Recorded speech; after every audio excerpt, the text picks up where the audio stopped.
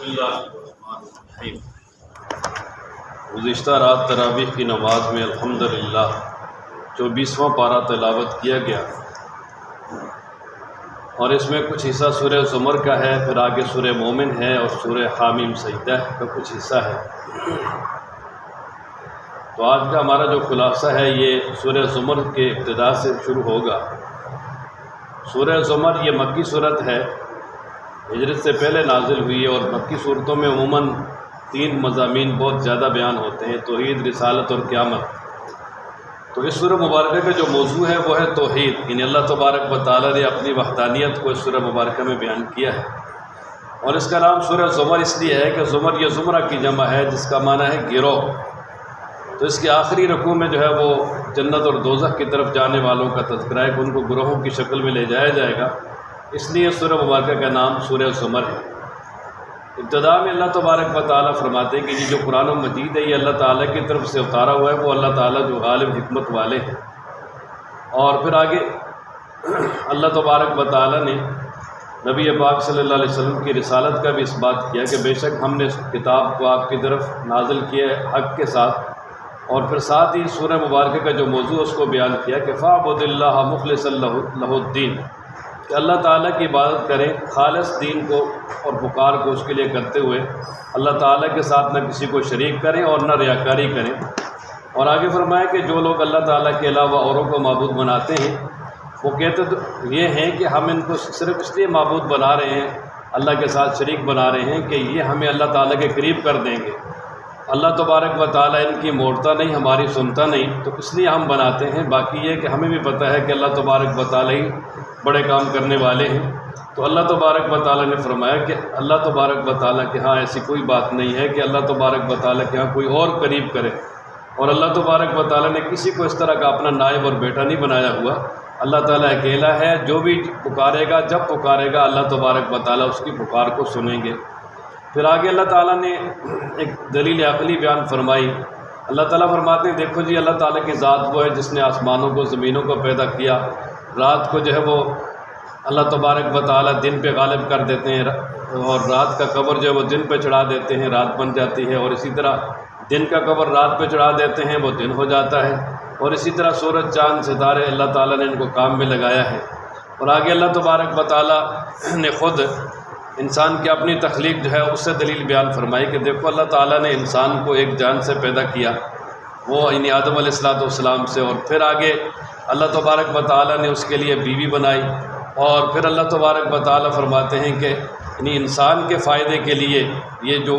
جانوروں کو اور چوپاؤں کے جو گھروں میں پالے جاتے ہیں ان کے جوڑے بنائے اللہ تعالیٰ نے۔ اور پھر اللہ تبارک و تعالیٰ دیکھو تمہاری ماؤں کے پیٹوں میں تمہاری شکلیں بناتا ہے، اور تمہیں ایک مرحلے کے بعد دوسرے مرحلے کی طرف لے جاتا ہے۔ پہلے وہ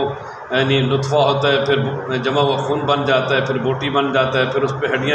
ہڈیاں بن جاتی ہیں، پھر اس پہ گوشت چڑھ کے مکمل طور پہ بچہ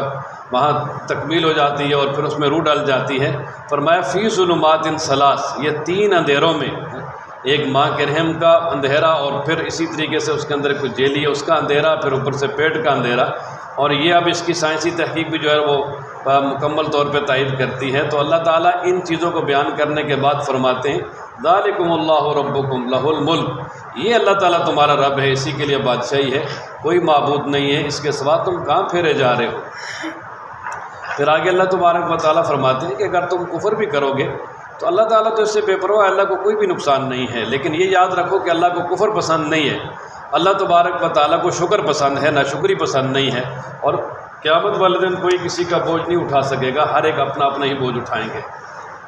پھر آگے اللہ تبارک و تعالیٰ نے کافی ایک ناشکر انسان کی مثال بیان فرمائی کہ ناشکر انسان پر جب کوئی مصیبت آتی ہے تو اسے اللہ تعالیٰ کو پکارتا ہے اور مکمل طور پہ اس کی جو ہے نا وہ طرف رجوع کرتا ہے، لیکن جب اللہ تعالیٰ اپنی نعمت اس کو عطا کر دیتے ہیں تو پھر اللہ تعالیٰ کے ساتھ شروع کر دیتا ہے۔ اور پھر آگے اللہ تبارک و تعالیٰ نے مومن کافر کے درمیان تقابل بیان کیا کہ ایک وہ ہے جو راتوں کو جاگنے والا ہے، سجدہ کرنے والا ہے، اللہ کے سامنے قیام کرنے والا ہے، آخرت سے ڈرتا ہے، اللہ کی رحمت کا امیدوار ہے، اور ایک وہ ہے جو بالکل لا علم ہے اور اس طرح کے کوئی بھی کام نہیں کرتا اور ہے بھی بے دین اور اس کا اسلام سے بھی کوئی تعلق نہیں۔ تو کیا یہ دونوں برابر ہو سکتے ہیں؟ نہیں، کبھی بھی نہیں ہو سکتے۔ آگے رکوع نمبر 2 میں اللہ تبارک و تعالیٰ نے فرمایا کہ میرے محبوب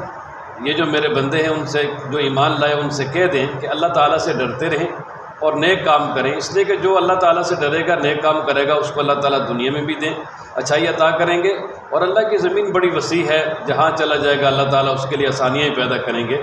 اور قیامت والے دن جو ہے نا ایسے صبر کرنے والوں کو بغیر حساب کے اللہ تعالیٰ اجر عطا فرمائیں گے۔ اس کے بعد اللہ تبارک و تعالیٰ نے مزید اسی اپنی وحدانیت اور توحید کو آگے بیان فرمایا کہ اللہ تبارک و تعالیٰ کی عبادت کیجیے، خالص پکار کو اسی کے لیے کرتے ہوئے اللہ تبارک و تعالیٰ کے ساتھ اس کی عبادت میں پکار میں کسی کو شریک نہ کیا جائے۔ اللہ تبارک و تعالیٰ کو سب کچھ برداشت ہے لیکن شرک برداشت نہیں ہے۔ اور پھر آگے اللہ تعالیٰ نے اپنی اسی وحدانیت پہ ایک اور دلیل بیان فرمائی کہ دیکھو اللہ تعالیٰ کی ذات وہ جس نے آسمانوں سے پانی برسایا، پھر اس کو چشموں میں آگے جاری کر دیا زمین کے اندر، پھر زمین نے اس پانی کو جذب کیا، اس پانی کے ساتھ اللہ تبارک و تعالیٰ نے زمین سے کھیتیاں اگئی جن کے جو ہے نا وہ کلر بھی مختلف ہے، اور پھر وہ جب پک کے تیار ہو جاتی ہے تو وہ زرد ہو جاتی ہے، پھر اسی طرح وہ بالکل کھیتی چورا چورا ہو کے ختم ہو جاتی ہے۔ تو اسی طرح انسان کی زندگی ہے، یہ بھی اس کا بھی ایک دن خاتمہ ہو جائے گا، کچھ بھی نہیں رہے گا، اور انسان کو زندگی کے خاتمے سے پہلے کچھ نہ کچھ کرنا چاہیے۔ اور پھر آگے مزید تقابل بیان فرمایا کہ ایک آدمی وہ جس کو اللہ تعالیٰ نے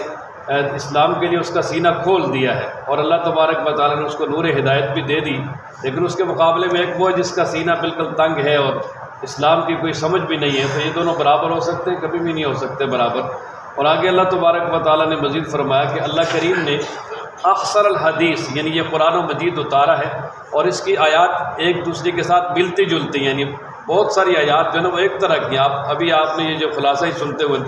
آپ نے دیکھا ہوگا کہ بار بار اللہ تبارک و تعالیٰ مختلف انداز میں انہی نعمتوں کا تذکرہ کر رہے ہیں، تو اس کی آیات ایک دوسرے کے ساتھ ملتی جلتی ہیں، دہرائی جانے والی ہیں، اور ایسی بھی بعض اس میں یعنی آخرت کے احوال اور اسی طرح پہلے قوموں کے احوال بیان ہوئے ہیں جس سے انسان کے رونگٹے کھڑے ہو جاتے ہیں،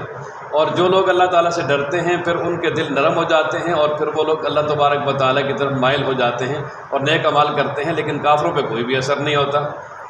اور پھر آگے اللہ تبارک و تعالیٰ نے فرمایا کہ ایک وہ شخص ہے جو قیامت میں جہنم کے عذاب میں جلے گا اور اپنے چہرے کے ساتھ اس عذاب کو دور کرے گا، یعنی اپنا اس کو فیس کرے گا، کیا وہ ہو؟ اور اس کے مقابلے میں دوسرا وہ شخص کہ جس کے لیے اللہ تبارک و تعالیٰ کی طرف سے یہ ایسا عذاب نہیں ہے، تو ایسے برابر ہو سکتے ہیں؟ کبھی بھی نہیں ہو سکتے۔ اور پھر اس یعنی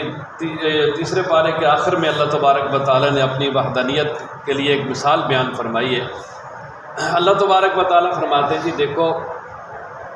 ایک غلام ہے، وہ چند ایسے مالکوں کے قبضے میں ہے کہ جن میں سے ہر ایک کی طبیعتیں بھی مختلف ہیں اور ہر ایک کے مزاج بھی مختلف ہیں۔ اب ظاہر ہے کہ وہ ایک ملازم ہے، ایک غلام ہے، اور اس کے مالک 8-10 ہیں۔ اب ایک جو ہے نا اس کو مشرق کی طرف بھیجے گا، دوسرا مغرب کی طرف بھیجے گا، ایک جو ہے نا وہ اسے ایک کام کا کہے گا، دوسرا دوسرے کام کا کہے گا، تو وہ بیچارہ ہر وقت پریشان رہے گا، کبھی وہ خوش نہیں رہ سکتا۔ تو اسی طرح جو لوگ دنیا میں بہت سارے معبود بنا رکھتے ہیں وہ بھی کبھی خوش نہیں رہ سکتے، اس لیے کہ وہ ہر ایک کو خوش کرنے کی کوشش کریں گے تو سارے کوئی بھی خوش نہیں ہوگا۔ اب جس طرح یعنی یہ آج اس وقت کا جو ہمارا بہت بڑا مسئلہ ہے کہ آج مسلمانوں نے بہت ساری طاقتوں کو اپنا الہ اور یعنی ایک طرح کا معبود بنا رکھا ہے۔ اب وہ ایک کو خوش کرنے کی کوشش کرتے ہیں، دوسری ناراض ہو جاتی ہے، دوسری کو کرتے ہیں تیسری ناراض ہو جاتی ہے، تو اس طرح پریشان ہی رہتے ہیں۔ تو اس کے مقابلے میں فرمایا کہ اگر ایک وہ غلام اور وہ ملازم ہے کہ جو صرف ایک آدمی کا ہو اور اس کا آقا ہو بھی بڑا نرم مزاج اچھے مزاج کا ہو، تو فرمایا کہ ان میں سے کون سا جو ہے نا وہ سکون کے ساتھ رہے گا؟ تو ظاہر ہے دوسرا ہی رہے گا جو ایک کا ہے۔ تو اسی طرح فرمایا کہ جو صرف ایک اللہ کو ماننے والے نا وہ جناب ہر وقت سکون کے ساتھ رہیں گے، اللہ پہ بھروسہ کریں گے، اور انہیں یہ یقین ہوگا کہ ہمارا اللہ ہم پہ کبھی بھی ظلم نہیں کر سکتا۔ آگے جہاں سے پارہ نمبر 24 شروع ہوتا ہے، اللہ تبارک و تعالیٰ فرماتے ہیں کہ سب سے بڑا ظالم شخص وہ ہے جو اللہ پہ جھوٹ باندھے اور اللہ تبارک و تعالیٰ نے جو حق بھیجا اس کو جھٹلائے۔ اور فرمایا کہ جو حق لے کر آئے یعنی نبی پاک صلی اللہ علیہ وسلم، اور جنہوں نے اس حق کی تصدیق کی، حضرت ابوبکر صدیق رضی اللہ تعالیٰ عنہ سے لے کر قیامت تک آنے والا ہر مسلمان، اولئک هم المتقون، اللہ فرماتے ہیں وہ پرہیزگار ہیں، ان کے لیے اللہ تبارک و تعالیٰ کیا وہ کچھ ہوگا جو کچھ وہ چاہیں گے، اور یہی نیکوکاروں کا بدلہ ہے۔ اور اللہ تبارک و تعالیٰ دنیا میں جو انہوں نے اچھے کام برے کام کیے ہیں، اللہ تبارک و تعالیٰ ان کو بھی دور کر دے گا، معاف کر دے گا، اور اچھے کاموں کا ان کو اچھا بدلہ عطا کریں گے۔ اور پھر آگے مشرکین نبی پاک صلی اللہ علیہ وسلم کو ڈراتے تھے، کہتے تھے جی آپ ہمارے معبودوں کے خلاف بات کریں گے تو آپ کو یہ ہو جائے گا وہ ہو جائے گا۔ اللہ تعالیٰ فرماتے ہیں الیس اللہ بکاف عبدا، کیا اللہ تعالیٰ اپنے بندوں کے لیے کافی نہیں ہے؟ اور فرمائیے آپ کو ڈراتے ہیں، آپ کو ان سے ڈرنے کی ضرورت نہیں ہے، سب کچھ کرنے والی ذات اللہ تعالیٰ کی ہے۔ اور پھر آگے اللہ تبارک و تعالیٰ نے مزید اس پہ دلائل بیان فرمائے کہ اللہ تعالیٰ فرماتے ہیں کہ آپ اگر ان سے پوچھیں کہ آسمانوں اور زمینوں کو کس نے پیدا کیا، تو یہ کہیں گے اللہ نے پیدا کیا۔ تو پھر اللہ فرماتے ہیں کہ ان سے پوچھو کہ جن کو تم اللہ تعالیٰ کے علاوہ پکارتے ہو، وہ یعنی وہ اس پوزیشن میں ہیں کہ اگر اللہ تبارک و تعالیٰ مجھے کوئی نقصان پہنچانا چاہے اور وہ میری تکلیف کو دور کر دیں، یا اللہ تبارک و تعالیٰ مجھے کوئی آسانی پہنچانا چاہیں اور وہ اس اللہ کی رحمت کو روک لیں، کبھی بھی نہیں۔ تو فرمایا قل حسبی اللہ، میرا اللہ میرے لیے کافی ہے، میں اور اسی پہ جو ہے نا وہ بھروسہ کرتے ہیں، یعنی توکل کرنے والے۔ آگے اللہ تبارک و تعالیٰ نے فرمایا کہ میرے محبوب اگر یہ نہیں مانتے تو آپ اعلان کر دیں، ٹھیک ہے میں نے حق پہنچا دی، اب تمہاری مرضی، مانتے ہو تو ٹھیک ہے، نہیں مانتے تم اپنی جگہ کام کرو، ہم اپنی جگہ کرتے ہیں۔ کل قیامت والے دن پتہ چل جائے گا کہ کون ذلیل ہوگا اور کون جو ہے اللہ تبارک و تعالیٰ کے ہاں سرخرو ہوگا۔ آگے اللہ تبارک و تعالیٰ نے ایک اور دلیل بیان فرمائی کہ اللہ تبارک و تعالیٰ ہی ہر جاندار کی روح کو قبض کرتے ہیں جب موت آتی ہے، لیکن انسان جو ہے نا اس کی نیند کے وقت عارضی طور پہ اللہ تعالیٰ روح قبض کرتے ہیں، اور جس کی زندگی کو بڑھانا مقصود ہوتا ہے تو اس کی وہ روح واپس آ جاتی ہے مکمل طور پہ، وہ بیدار ہو جاتا ہے، پھر اگلی رات سو جاتا ہے، پھر بیدار ہو جاتا ہے۔ لیکن بعض ایسے بھی ہوتے ہیں کہ جن کے لیے اللہ تعالیٰ نے نیند کی حالت میں موت کا فیصلہ کر لیا جاتا ہے، تو فیمسک، اللہ تعالیٰ اس کو روک لیتے ہیں، پھر وہ روح واپس نہیں آتی، اسی طرح وہ دنیا سے چلا جاتا ہے۔ تو جو اتنی قدرتوں کا مالک ہے وہی الہ اور معبود ہے۔ اور آگے اللہ تعالیٰ نے مشرکین کی ایک حالت کو بیان کیا کہ مشرکین کے سامنے جب اللہ تبارک و تعالیٰ کی توحید کو بیان کیا جاتا تو ان کے دل جو ہے نا بالکل سکڑ جاتے اور غصے ہو جاتے، ایسے جس طرح بس بڑی پریشانی کے ساتھ وہ سن ہی نہیں سکتے تھے۔ لیکن اگر اس اللہ تعالیٰ کے علاوہ باقی معبودوں کا تذکرہ شروع کر دیں اور جو ہے وہ قصے کہانی اور بابوں کے واقعات سنانا شروع کر دیں، کہتے ہیں ذام یستبشرون، پھر تو بڑے خوش ہوتے ہیں۔ وجہ یہ ہے کہ اللہ تبارک و تعالیٰ کی توحید یہ چیز ہی ایسی ہے کہ جس کو سمجھ آ جائے تو وہ توحید سننے پہ اتنا خوش ہوتا ہے، اتنا اور کسی چیز پہ خوش نہیں ہوتا۔ لیکن اگر توحید سمجھ نہ آئے تو پھر وہ توحید سننے پہ بہت ہی زیادہ پریشان ہوتا ہے۔ آگے اللہ تبارک و تعالیٰ نے فرمایا کہ جو کافر ہیں نا، قیامت والے دن اگر پوری زمین بھر کے ان کے پاس خزانہ ہو اور جتنا زمین میں خزانہ ہے اتنا اور بھی ملے اور یہ دے کر اپنی جان چھڑا لیں، تو یہ پسند کریں گے کہ کاش کہ ہمارے لیے ایسا ہو جائے، لیکن ایسا نہیں ہو سکتا۔ قیامت والے دن زمین اور زمین بھر کے خزانہ، اس کے علاوہ اتنا خزانہ اور بھی اگر فرض مال ان کو مل جائے اور یہ اللہ تبارک و تعالیٰ کے ہاں پیش کر کے اپنے آپ کو چھڑانا چاہیں تو کبھی بھی نہیں چھڑا سکتے۔ آگے رکوع نمبر 6 میں اللہ تبارک و تعالیٰ نے جو بنیادی سب سے پہلی بات بیان کی وہ یہ ہے کہ اللہ تبارک و تعالیٰ نے فرمایا کہ میرے محبوب قل، کہہ دیں میرے بندوں سے، کن بندوں سے؟ اسرفوا علی انفسہم، جنہوں نے اپنے اوپر زیادتی کی، یعنی جنہوں نے گناہ کیے، ان سے کہہ دیں کہ لا تقنطوا من رحمت اللہ، اللہ کی رحمت سے مایوس نہ ہو جاؤ، اللہ تعالیٰ سارے گناہ معاف کر دیں گے، کیوں؟ وہ بخشنے والا، رحم کرنے والا ہے۔ اور اپنے رب کی طرف توجہ کرو، اسی اللہ تبارک و تعالیٰ کی اتباع اور پیروی کرو، اس سے پہلے کہ تم پر عذاب آ جائے اور تمہاری مدد بالکل بھی نہ ہو۔ اور پھر آگے فرمایا کہ اللہ تبارک و تعالیٰ کی طرف سے یہ جو قرآن آیا ہے آپ اس کی پیروی کر لو، اس پہ عمل کر لو، اس سے پہلے کہ اچانک عذاب آ جائے پتہ ہی نہیں چلے گا۔ اور اس وقت جو ہے نا وہ انسان کہے گا کاش کہ میں نے تو بڑی زیادتی کی اور بڑا ظلم کیا، اور اس وقت جو ہے نا وہ ظلم و زیادتی کا اعتراف بھی کرے گا لیکن اس کا فائدہ کوئی بھی نہیں ہوگا اس کو۔ اور پھر آگے رکوع نمبر 7 میں مشرکین نے ایک نبی پاک صلی اللہ علیہ وسلم سے مطالبہ کیا کہ آپ ہمارے ساتھ ایک بات میں کمپرومائز کر لیں، مطالبہ کر لیں، کچھ لے دے کی سیاست کر لیں کہ ہم آپ کے اللہ تعالیٰ کی کچھ عرصہ عبادت کریں گے، آپ کچھ عرصہ ہمارے معبودوں کی عبادت کر لیں۔ تو اللہ تعالیٰ نے نبی پاک صلی اللہ علیہ وسلم سے فرمایا کہ قل، آپ ان سے کہیں کہ افغیر اللہ تامرونی اعبد ایھا الجاہلون، اور کیا ہے جاہل ہو تم مجھے اس بات کا حکم دیتے ہو میں اللہ کے علاوہ کسی اور کی عبادت کروں؟ یہ کبھی بھی نہیں ہو سکتا۔ کیوں کہ اللہ تعالیٰ فرماتے ہیں کہ میرے محبوب ہم نے آپ کی طرف اور آپ سے پہلے جتنی انبیاء علیہ الصلوۃ والسلام ان سب کی طرف یہ وحی کی ہے کہ لئن اشرکت، اگر بالفرض یعنی یہ تو محال چیز ہے، اس لیے کہ انبیاء آئے شرک کو ختم کرنے کے لیے، انبیاء کیسے شرک کر سکتے ہیں؟ لیکن فرمایا اگر فرض محال انبیاء بھی شرک کریں تو لَيَحْبَطَنَّ عَمَلُهُمْ، انبیاء کے بھی اعمال ضائع ہو جائیں اور انبیاء بھی خسارے میں چلے جائیں، تو عام دنیا اگر شرک کرے گی تو اس کو اللہ تعالیٰ کیسے معاف کریں گے؟ تو یہ ایسے ہی ہے جس طرح کوئی آدمی کہتا ہے نا جی یہ کام اگر میرا بیٹا بھی کرے تو میں اس کو معاف نہیں کروں گا، تو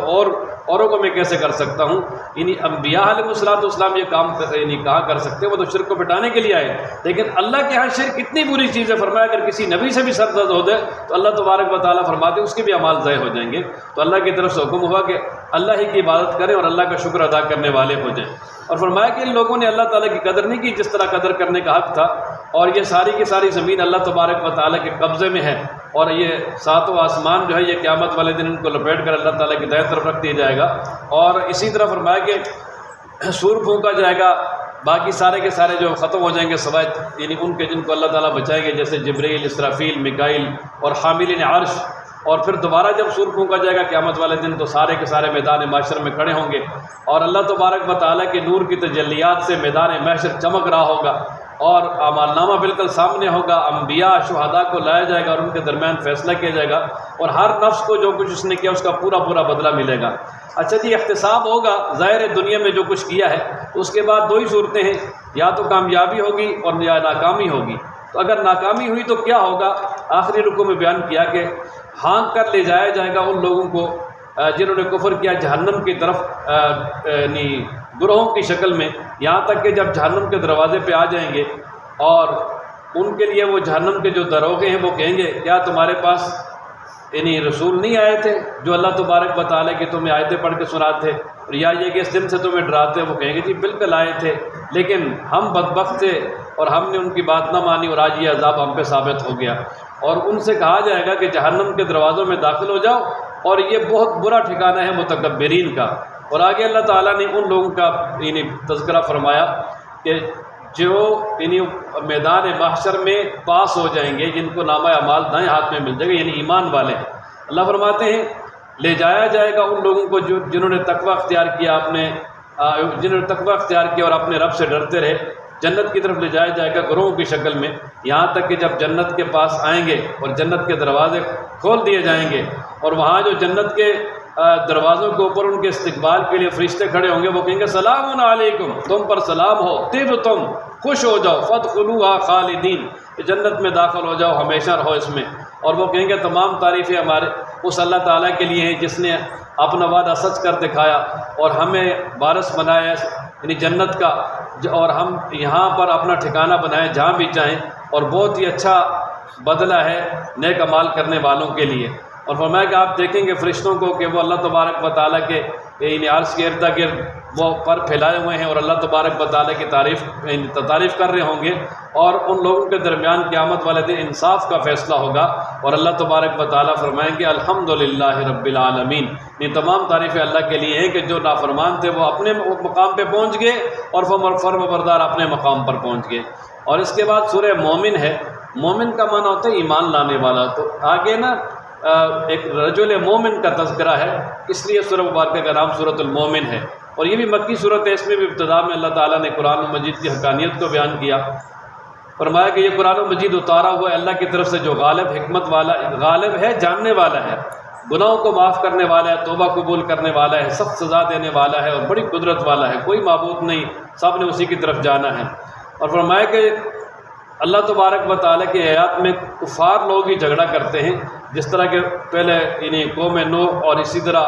دیگر قومیں گزری جنہوں نے رسولوں کا انکار کیا اور رسولوں کے ساتھ مقابلہ کیا، لیکن یہ ہے کہ پھر جب اللہ تبارک و تعالیٰ کی طرف سے عذاب آیا تو کوئی بھی نہیں بچا۔ اور پھر آگے اللہ تبارک و تعالیٰ نے ان خوش قسمت لوگوں کا تذکرہ فرمایا کہ جن کے لیے اللہ تبارک و تعالیٰ کے عرش کو اٹھانے والے جو فرشتے ہیں، یعنی اللہ کے جو نورانی فرشتے ہیں، خاص کر جو حاملین عرش ہیں، وہ بھی ان کے لیے دعا کرتے ہیں۔ تو دعا کس کے لیے کرتے ہیں؟ اللہ تعالیٰ فرماتے ہیں وہ فرشتے جو اللہ تعالیٰ کے عرش کو اٹھانے والے ہیں، اور اسی طرح جو اس کے ارد گرد اور فرشتے ہیں، وہ اللہ تبارک و تعالیٰ کی تعریف کرتے ہیں اور اللہ پر ایمان لاتے ہیں، اور وہ استغفار کرتے ہیں، دعائیں کرتے ہیں ان لوگوں کے لیے جو ایمان لائے، ایمان والوں کے لیے دعا کرتے ہیں، اور کیا کہتے ہیں؟ یا اللہ آپ کی رحمت بہت وسیع ہے اور آپ کا علم بھی بہت وسیع ہے، یعنی معاف کر دے ان لوگوں کو جنہوں نے توبہ کی اور تیرے راستے کی پیروی کی، اور ان کو جہنم کے عذاب سے بچا۔ اور وہ اللہ تعالیٰ سے التجا کرتے ہیں کہ ہمارے رب ان کو جنت میں داخل کر جس کا آپ نے ان سے وعدہ کیا ہے۔ صرف انہی کو نہیں بلکہ ومن صلح من آبائہم، جو ان کے آباء و اجداد میں سے، ان کی بیویوں میں سے، ان کی اولادوں میں سے بھی نیک ہیں، ان کو بھی جنت میں داخل فرما دے، اور ان کے ساتھ ہی اور وہ اللہ تعالیٰ سے دعا کرتے ہیں کہ یا اللہ ان کو جو ہے نا وہ پریشانیوں سے، برائیوں سے بچا، اور فرمایا کہ جس کو قیامت والے دن یا دنیا میں عذاب سے بچا لیا گیا تو اللہ تبارک و تعالیٰ کی اس پر خاص رحمت ہے، اور یہی بڑی کامیابی ہے۔ آگے رکوع نمبر 2 میں اللہ تبارک و تعالیٰ نے بیان کیا کہ جب قیامت کا دن ہوگا تو مشرکین جب اپنے کیے کا بدلہ دیکھیں گے تو اس وقت وہ اپنے آپ کو کوسیں گے کہ ہم نے کیا کر دیا، اور اپنے آپ کو برا بھلا کہیں گے اور بہت پریشانی ہوگی۔ تو اللہ تبارک و تعالیٰ یعنی فرماتے ہیں کہ اس وقت ان سے کہا جائے گا کہ دنیا میں جو تم شرک کرتے تھے نا، اس وقت یعنی جتنا تم آج اپنے نفسوں سے بیزار ہو، اس سے زیادہ ہم تم سے بیزار ہوتے تھے، اور اس سے زیادہ تمہارا یہ کفر و شرک ہمیں برا لگتا تھا۔ اور پھر وہ کہیں گے یا اللہ آپ نے ہمیں 2 دفعہ مارا، یعنی ایک دفعہ تو وہ ایک دفعہ عالم ارواح میں یعنی روحوں کو جمع کیا، اور جمع کرنے کے بعد اللہ نے فرمایا الست بربکم، اور پھر ان پہ موت طاری کر دی، اور اسی طرح دوبارہ جو ہے نا وہ جب انسان عمر پوری کرے گا تو پھر جو ہے نا اس کو مارا جائے گا، اور اسی طرح پھر 2 دفعہ ہی زندہ کیا، یعنی ایک دفعہ تو پہلے جب اللہ تبارک و تعالیٰ انسان کو دنیا میں لے کر آئے، اور دوبارہ جب جو ہے وہ قیامت میں زندہ کیا جائے گا تو وہ کہیں گے یا اللہ ایک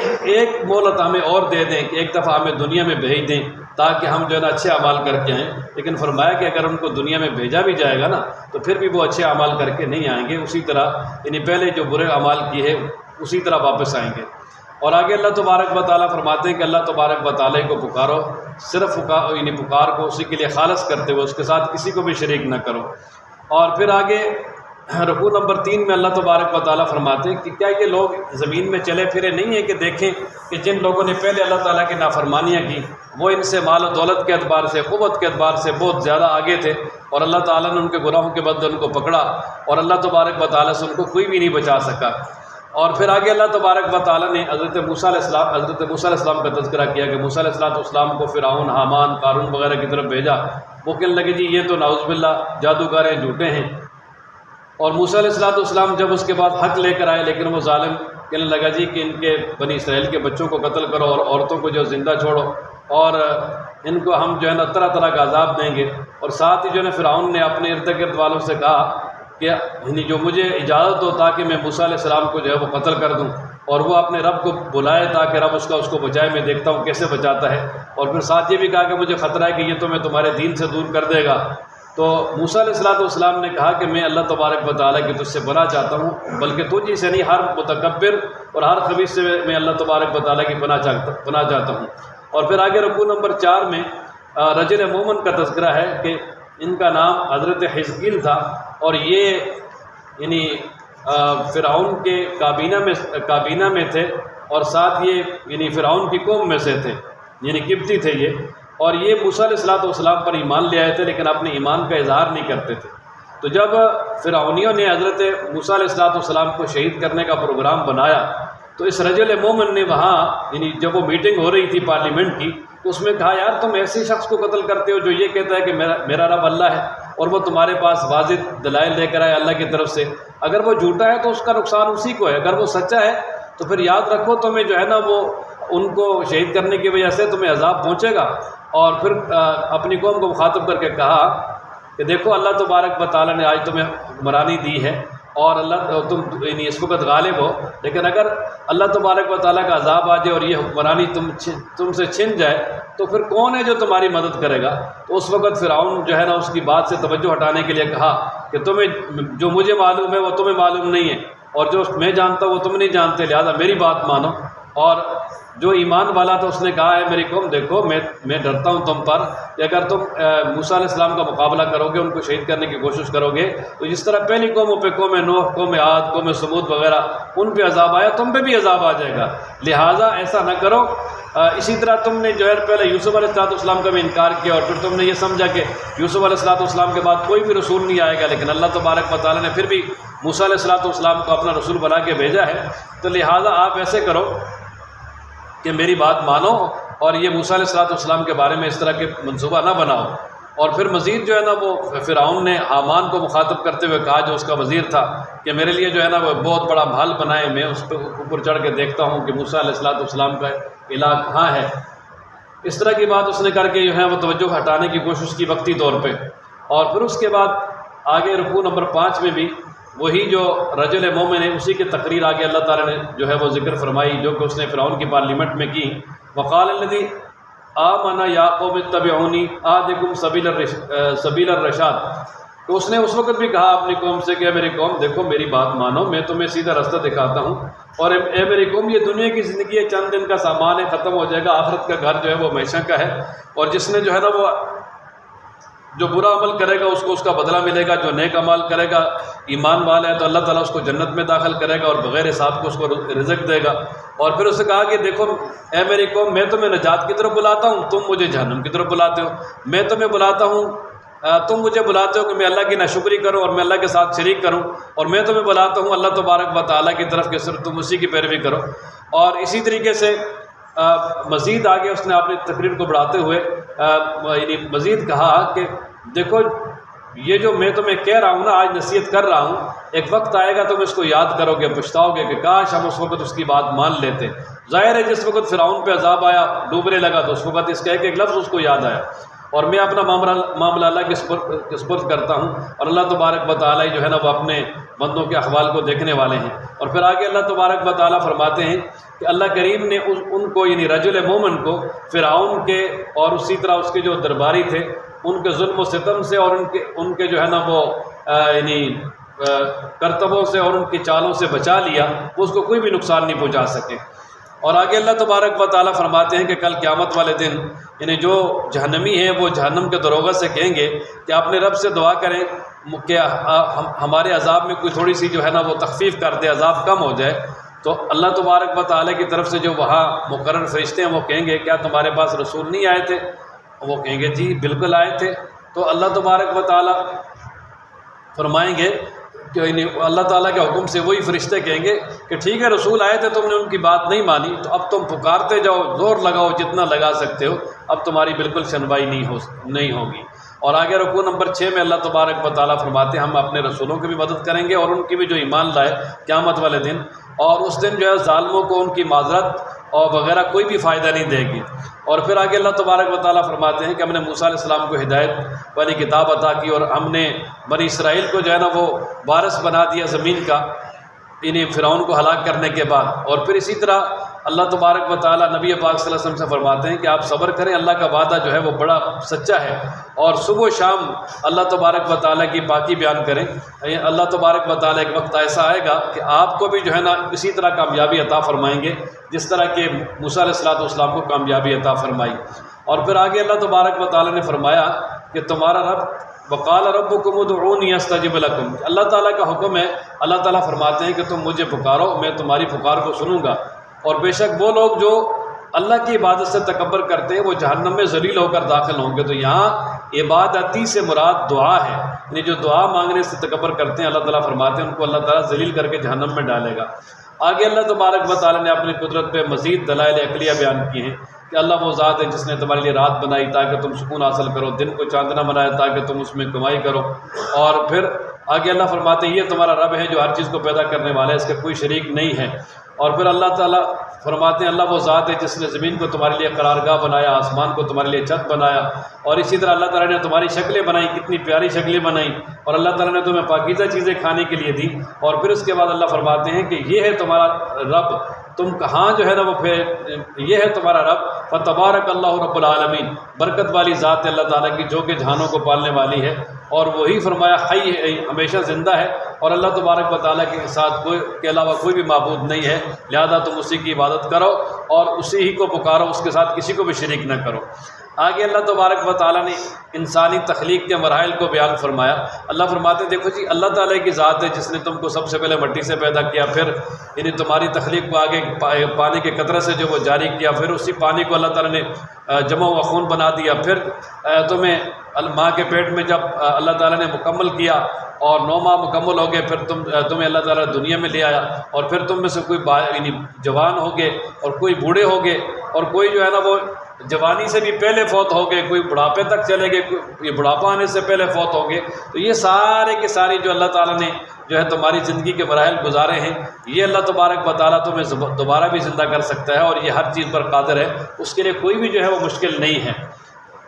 اور پھر اس کے بعد آگے اللہ تعالیٰ نے اپنی اور بہت ساری قدرتوں کا تذکرہ فرمایا ہے. یہ بار بار رپیٹ ہو رہا ہے، اس لیے میں اس کو آگے مختصر کر رہا ہوں. اور رکوع نمبر 9 میں پھر آگے اللہ تعالیٰ نے مزید اسی چیز کو بیان کیا کہ اللہ تعالیٰ ہی وہ ذات ہے جس نے تمہارے لیے چوپائے بنائے تاکہ تم ان پر سوار ہو، اور ان کا تم گوشت بھی کھاتے ہو، اور ان کے لیے اور ان چار پاؤں میں تمہارے لیے اور بہت سارے منافع ہیں، اور اسی طرح تم ان پہ سفر وغیرہ بھی کرتے ہو، کشتیوں میں سوار ہوتے ہو. اللہ تبارک و تعالیٰ تمہیں جو ہے نا بہت زیادہ اپنی نشانیاں دکھاتے ہیں اپنی قدرت کی. تو اللہ فرماتے ہیں فَأَيَّ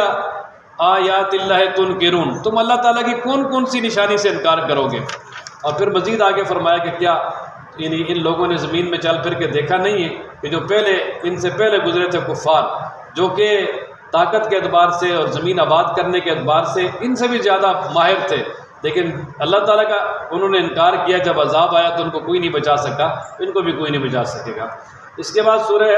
حامیم السجدہ ہے. تو سورہ حامیم سجدہ یہ بھی مکی صورت ہے، اور یہ حوامیم سبع میں سے پہلی صورت ہے. اور اس میں بھی اللہ تبارک و تعالیٰ نے ابتدا میں قرآن مجید کی حقانیت کو بیان کیا. تنزیل من الرحمن الرحیم، یہ قرآن مجید جو ہے یہ اتارا ہوا ہے اس اللہ کا جو رحمان الرحیم ہے. اور یہ ایسی کتاب ہے کہ جس کی آیات کے اللہ تعالیٰ نے مکمل طور پہ تفصیل بیان کی، اور یہ عربی زبان میں ہے، اور تاکہ جو ہے نا یہ نصیحت ہے ان کے لیے جو جاننے والے ہیں. اور پھر یہ قرآن مجید خوشخبری سنانے والا بھی ہے، ڈر سنانے والا بھی ہے. اور اسی طریقے سے فرمایا کہ جو کفار ہیں ان کے دل اس سے پردے میں ہیں، ان کو کوئی بھی سمجھ نہیں آتی. اور باقی آگے فرمایا کہ میرے محبوب آپ اعلان کریں کہ میں اللہ کا نبی ہوں، اللہ تبارک و تعالیٰ کی طرف سے میری طرف وحی آتی ہے، لہٰذا تم اللہ تبارک و تعالیٰ کے لیے جو ہے اپنے آپ کو سیدھا کر لو اور اسی سے استغفار کرو. اور فرمایا کہ مشرکین کے لیے تباہی اور بربادی ہے جو زکوٰۃ بھی نہیں دیتے، آخرت پہ یقین بھی نہیں رکھتے. ہاں لیکن ایمان لانے والے اور نیک اعمال کرنے والوں کے لیے نہ ختم ہونے والا اجر ہے. آگے رکوع نمبر 2 میں اللہ تبارک و تعالیٰ فرماتے ہیں کہ کیا تم اس اللہ کا انکار کرتے ہو کہ جس اللہ تعالیٰ نے زمین بنائی 2 دنوں میں، اور پھر اللہ فرماتے ہیں کیا تم اس اللہ کے ساتھ شریک بناتے ہو جو تمہارا رب العالمین ہے کہ اس زمین کے اندر پہاڑ بھی بنائے، اور اسی طرح اس زمین کے اندر بہت زیادہ جو نظام زندگی ہے اور جو خوراکیں وغیرہ ہیں یہ ساری کی ساری چیزیں رکھی، یعنی گویا کل 4 دنوں میں کہ زمین کو پیدا بھی کیا، اور اسی طرح اس کے اندر کا سارا نظام بھی جو ہے اللہ تبارک و تعالیٰ نے قائم کیا 4 دنوں میں. پھر اللہ تبارک و تعالیٰ مستوی ہوئے آسمانوں کی طرف، تو ایک دھواں تھا، اللہ تبارک و تعالیٰ نے انہیں جو ہے وہ 7 آسمان بنا دیے، اور پھر ان میں 7 آسمانوں میں مزین کرنے کے لیے ستارے بھی لگا دیے، اور اسی طرح جو یعنی محافظ کا کام بھی دیتے ہیں کہ جنات اور شیاطین کو اوپر نہیں جانے دیتے. تو کیا یہ اللہ تبارک و تعالیٰ جو اتنی نعمتیں دینے والا ہے اور اتنا جو ہے نا وہ تمہیں اپنے انعامات سے نوازنے والا ہے، تو تم اسے چھوڑ کر تم کہاں جا رہے ہو؟ پھر آگے اللہ تبارک و تعالیٰ نے مزید فرمایا کہ قوم عاد، قوم سمود وغیرہ انہوں نے اللہ تبارک و تعالیٰ کی نافرمانی کی، اور انہوں نے گمراہی کو ہدایت پہ جو ہے نا وہ اختیار کیا. تو اللہ تعالیٰ نے قوم عاد کو ہوا سے آندھی سے ہلاک کیا، اور قوم سمود کو چیخ اور آسمانی عذاب کے ساتھ ہلاک کر دیا. اور پھر آگے اللہ تبارک و تعالیٰ رکوع نمبر 3 میں قیامت کا منظر بیان فرماتے ہیں کہ قیامت والے دن اللہ تعالیٰ کے دشمنوں کو جو ہے نا وہ جہنم کی طرف لے جایا جائے گا، اور انہیں وہاں ترتیب دی جائے گی، یہاں تک کہ وہ جب یعنی اللہ کے دربار میں پیش ہو جائیں گے تو اس وقت جو ہے نا وہ ان کے کان، ان کی آنکھیں، ان کی کھالیں بھی جو ہے نا ان کے خلاف گواہی دیں گے، اور وہ اپنی کھالوں سے کہیں گے لم شہدتم علینا، اور تم بھی ہمارے خلاف گواہی دیتے ہو، تم تمہارے جسم کا حصہ ہو. تو وہ کہیں گے انطقنا اللہ الذی انطق کل شیء، آج اللہ نے ہمیں بلا دیا جس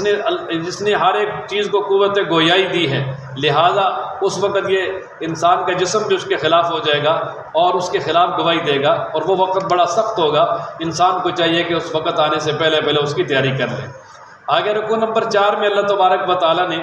یعنی کفار کی ایک بڑی شرارت کو بیان کیا کہ کفار جو لوگوں کو قرآن و مجید سننے سے روکتے تھے، اور وہ کہتے تھے کہ لا تسمعوا لهذا القرآن، اس قرآن کو مت سنو، والغوا فیہ، اور جب قرآن پڑھا جائے تو شور شرابہ شروع کر دو تاکہ تم غالب آ جاؤ. اللہ فرماتے ہیں کہ ہم ان کو عذاب، جنہوں نے کفر کیا ہم ان کو سخت قسم کا عذاب چکھائیں گے اور ان کے برے اعمال کا بدلہ دیں گے. اور فرمایا کہ یہ اللہ تبارک و تعالیٰ کے جو دشمن ہیں ان کا بدلہ جہنم ہے اور اس میں ہمیشہ رہیں گے. اور اللہ تبارک و تعالیٰ فرماتے ہیں کہ قیامت والے دن جو کفر کرنے والے ہیں وہ اللہ تعالیٰ سے التجا کریں گے کہ یا اللہ وہ جو ہمارے دنیا میں ہمارے پیشوا تھے جنہوں نے ہمیں گمراہ کیا جنوں اور انسانوں میں سے، اب ان کو یہاں ہمارے سامنے لیا اور ہمارے قدموں کے نیچے کر دے تاکہ ہم ان کو قدموں کے نیچے رون دیں کہ انہوں نے ہمیں گمراہ کیا، اللہ، تاکہ وہ اب جو ہے وہ ذلیل ہوں۔ تو دوسرے مقام پر ہے کہ اللہ کی طرف سے کہا جائے گا اب تم سارے عذاب میں اکٹھے ہی ہو۔ اور اس کے بعد آگے اللہ تبارک و تعالیٰ نے ایمان والوں کا جو ہے نا وہ اجر بیان فرمایا۔ اللہ فرماتے ہیں وہ لوگ جنہوں نے کہا ہمارا رب اللہ ہے اور پھر اس پہ استقامت اختیار کی، یعنی دین پہ ڈٹے رہے، تو موت کے وقت اللہ کی طرف سے اس کے پاس فرشتے آ جاتے ہیں، وہ کہتے ہیں بھائی اللہ تخافوا ولا تحزنوا، نہ تم غم کرو نہ پریشانی رکھو، اللہ تبارک و تعالیٰ تمہیں انعامات سے نوازیں گے۔ اور پھر موت کے وقت ہی اللہ کی طرف سے جو ہے نا وہ جنت کی بشارت مل جاتی ہے، اور فرشتے کہتے ہیں جی ہم دنیا میں بھی تمہارے ساتھ ہیں، آخرت میں بھی تمہارے ساتھ ہیں، اور جب جنت میں لے جائیں گے تو جنت میں تمہیں وہ کچھ ملے گا جو تم مانگو گے، اور وہ کچھ ملے گا جو تمہارے دلوں میں آئے گا۔ اور فرمائیے اللہ تبارک و تعالیٰ کی طرف سے مہمان نوازی ہوگی تمہاری۔ رکوع نمبر 5 میں آگے ابتدا میں اللہ تعالیٰ فرماتے ہیں کہ سب سے اچھی بات کس کی ہے، تو فرمایا سب سے اچھی بات اس کی ہے جو لوگوں کو اللہ کی طرف بلائے اور خود بھی کیا ہو اس پہ عمل بھی کرے، اور اب خود یہ اعلان کرے کہ میں جو ہے نا وہ یعنی مسلمان ہوں، اپنے اسلام کا اقرار کر کے جو لوگوں کو اللہ کی طرف بلاتا ہے سب سے بہترین بات اس کی ہے۔ آگے اللہ فرماتے ہیں جی کہ برائی اور اچھائی یہ کبھی برابر نہیں ہو سکتی۔ اگر فرمایا کوئی تمہارے ساتھ برائی بھی کرے نا تو اس کو اچھائی کے ساتھ بدلہ دو، اس کا فائدہ یہ ہوگا کہ اگر کوئی آدمی 1-2 دفعہ تمہارے ساتھ برا پیش آئے گا، تم اس کے ساتھ حسن سلوک کرو گے، اخلاق سے پیش آؤ گے، تو اللہ تبارک و تعالیٰ اس کے دل کو نرم کر دیں گے، اور وہ جو تمہارا دشمن ہے وہ کل تمہارا حقیقی دوست بن جائے گا۔ اور پھر فرمایا آگے اگر شیطان وسوسہ ڈالے تو اللہ تعالیٰ سے فوراً پناہ مانگ لے۔ اور آگے اللہ تعالیٰ نے ایک اور دلیل بیان فرمائی اپنی وحدانیت پر کہ اللہ تبارک و تعالیٰ کی قدرت کی نشانیوں میں سے رات ہے، دن ہے، سورج ہے، چاند ہے، اور اللہ فرماتے ہیں کہ یہ سورج، چاند، ستارے یہ اللہ کی مخلوق ہے، ان کو سجدہ نہ کرو، اللہ کو سجدہ کرو۔ اور فرمایا کہ جو اللہ کے ہاں مخلوق کے فرشتے وہ اللہ تبارک و تعالیٰ کی دن رات جو ہے وہ پاکی بیان کرتے ہیں اور اللہ ہی کو سجدہ کرتے ہیں، اللہ تعالیٰ کے سامنے سجدہ کرنے سے تکبر نہیں کرتے، تو ایمان والوں کو بھی نہیں کرنا چاہیے۔ اور آگے فرمایا کہ اللہ تعالیٰ کی قدرت کی نشانیوں میں سے یہ بھی ہے کہ یعنی زمین جو ہے نا وہ بالکل بنجر ہوتی ہے، اللہ تعالیٰ اس پہ آسمانوں سے بارش برساتے ہیں، پھر وہ لہرانے لگتی ہے، خوبصورت ہو جاتی ہے۔ تو فرمایا جس اللہ نے اس زمین کو بنجر ہونے کے بعد دوبارہ آباد کر دیا تو اللہ تبارک و تعالیٰ فرماتے ہیں لمحیی الموتیٰ، وہ قیامت والے دن مردوں کو بھی دوبارہ زندہ کریں گے۔ اور آگے اللہ تعالیٰ فرماتے ہیں جو لوگ ہمارے قرآن مجید میں یعنی علی الاعلان اس کی مخالفت کرتے ہیں یا خفیہ طور پہ منصوبے بنا کے قرآن مجید کی تعلیمات میں رخ نہ ڈالنے کی کوشش کرتے ہیں تو وہ ہمارے عذاب سے نہیں بچ سکتے۔ اور اسی طریقے سے فرمایا کہ یہ جو قرآن مجید ہے بڑا واضح عربی زبان میں ہے، اور اگر یہ عجمی زبان میں ہوتا تو یہ مکہ والے عذر پیش کرتے جی کہ یہ اگر عربی میں ہوتا اور ہم اس کو ہمارے لیے بالکل واضح ہوتا تو ہم سمجھ جاتے، اس پر عمل کرتے، یہ تو ہے یہ عجمی زبان میں ہے، ہمیں تو پتہ ہی نہیں ہے۔ لیکن اللہ تبارک و تعالیٰ نے یہ عذر بھی ختم کر دیا اور فرمایا کہ آپ کہہ دیں کہ یہ جو قرآن مجید ہے یہ ایمان والوں کے لیے ہدایت بھی ہے، شفا بھی ہے، ہاں لیکن جو بے ایمان ہیں ان کے کان بالکل بند ہیں، سیل ہیں، ان کے دل بھی بند ہیں، اور ان کے اندر جو قرآن مجید جو ہے وہ اثر نہیں کرتا، اس لیے کہ برتن سیدھا ہوگا تو پانی بھر جائے گا، لیکن برتن اگر الٹا ہے اس میں کبھی بھی پانی نہیں بھرے گا۔ اور پھر آخر میں اللہ تبارک و تعالیٰ نے فرمایا کہ یہ لوگ کفار اگر قرآن مجید میں جو اختلاف کرتے ہیں، شک کرتے ہیں، تو اس سے پہلے موسیٰ علیہ السلام بھی گزرے، موسیٰ علیہ السلام کو اللہ تبارک و تعالیٰ نے کتاب دی، اس میں بھی جو ہے نا لوگوں نے جو ہے وہ شک کیا، لیکن جن لوگوں نے شک کیا وہ ناکام ہوئے۔ تو اسی طرح قرآن مجید میں بھی جو شکوک و شبہات پیدا کرتے ہیں اور قرآن مجید پہ یقین نہیں رکھتے وہ بھی تباہ و برباد ہوں گے۔ اور آخر میں فرمایا کہ جس آدمی نے کوئی نیک عمل کیا اس کا فائدہ بھی اسی کو ہوگا، اور جس نے کوئی برا کام کیا اس کا نقصان بھی اسی کا ہوگا۔ اللہ تبارک و تعالیٰ اپنے بندوں پہ ظلم کرنے والے نہیں ہیں، اللہ تبارک و تعالیٰ تو ارحم الراحمین ہیں، صرف جو کرتا ہے اس کے کیے کا اس کو بدلہ دیا جاتا ہے۔ اللہ تعالیٰ ہم سب کو قرآن پڑھنے، سمجھنے، عمل کرنے کی توفیق عطا فرمائے۔ سبحان ربک رب العزت عما یصفون وسلام علی المرسلین والحمد للہ رب العالمین۔